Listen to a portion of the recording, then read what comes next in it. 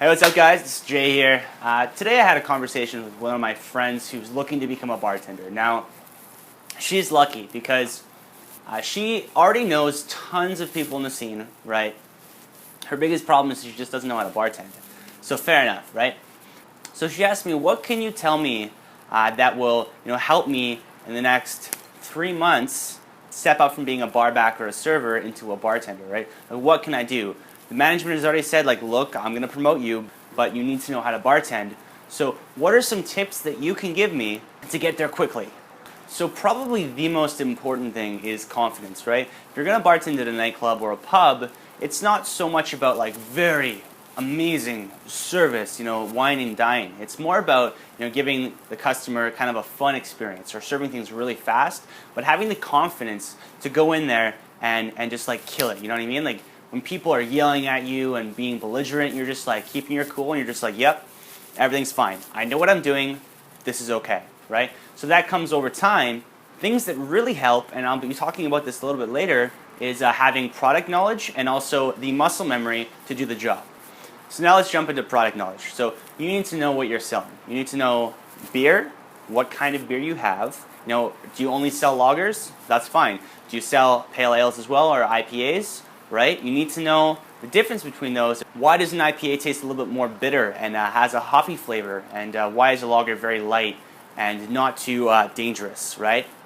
You need to know the different types of vodka, gin, whiskey, rum, tequila.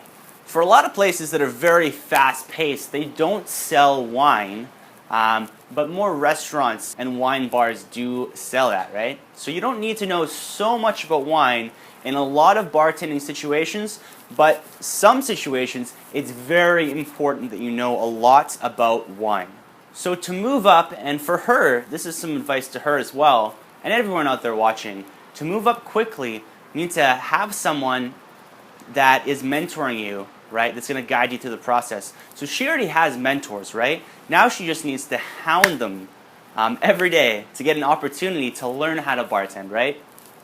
So if you don't have a mentor, but you're bar backing somewhere, find a mentor in that venue, work really hard for him or her, and gain their trust and have their influence. So they'll teach you everything that you need to know to do this job proficiently.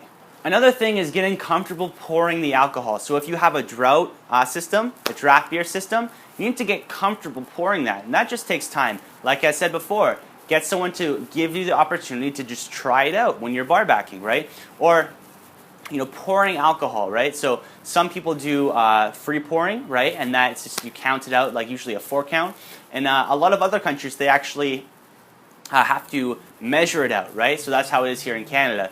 So if you need to measure it out or if you need to free pour, that's something you can practice at home, right? You don't need to do that at the place of work. So something you can do at home, be proactive about it. Now, these are just some quick ideas off the top of my head on how to move up quickly and learn these basic skills so that you can start bartending when you already have an opportunity to bartend. When someone's like, hey, look, we have this job, you want it, here you go, but these are the things you have to learn first, right?